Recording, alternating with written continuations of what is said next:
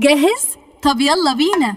دنيا بتجري أخبار في ثواني، صورة كاملة لكل المعاني، من فن المال لصحة وسياحة، ومع حكايات أمل هنعيش الراحة.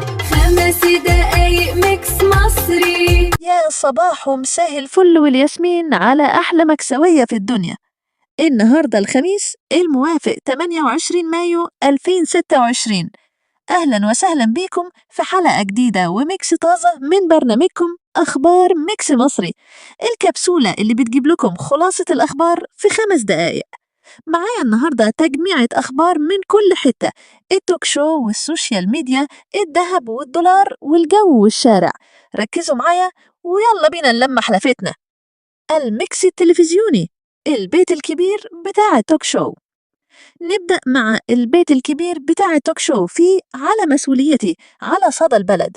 أحمد موسى ركز على حملة وزارة التموين والرقابة المكثفة على الأسواق، واتكلم بقوة عن قرار محافظة البحيرة بإزالة مجسم الغوريلا الحمراء من حديقة أبو المطامير بعد الجدل الكبير والسخرية على السوشيال ميديا. أما المصري أفندي على الشمس وحديث القاهرة، فكان التركيز على الإجراءات الحكومية الجديدة لتنظيم السوق العقاري والاتجاه لإنشاء هيئة موحدة لتصنيف المطورين لحماية حقوق الحاجزين وضبط السوق. ترند السوشيال ميديا، إكس وفيسبوك بيقولوا إيه؟ نروح دلوقتي للسوشيال ميديا ونشوف إكس وفيسبوك بيحكوا إيه.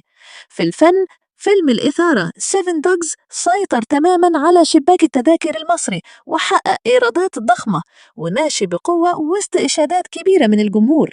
في الحوادث الغريبة، السوشيال مقلوبة بسبب واقعة السائحة الصينية في دهب اللي تعتلت جداً بعد ما أكلت كيكة محشية مواد مخدرة، والأجهزة ألقت القبض على المتهمين فوراً. ترند ساخن، الأمن في الإسكندرية ألقى القبض على البلوجر كروان مشاكل بعد نشره فيديو الصباحية في غرفة النوم، واعترف إنه عمله عشان يزود المشاهدات. السياسة، مصر بتواصل جهودها الدبلوماسية المكثفة وبتقدم مساعدات إنسانية وطبية عاجلة لقطاع غزة وسط ترحيب دولي واسع.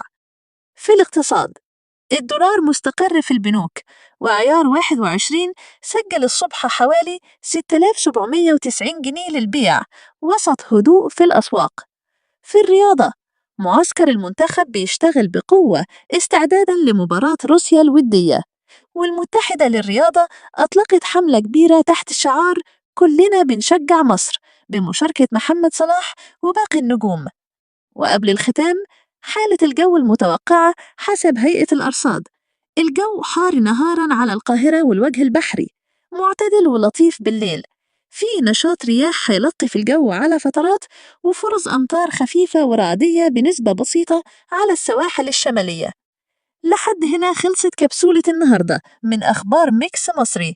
لفينا في كل حاجة وجبنا لكم المهم والساخن، وما تنسوش حكاياتكم في حكايات أمال. وبكرة معاد إخبار جديدة مع ميكس مصري. سلام.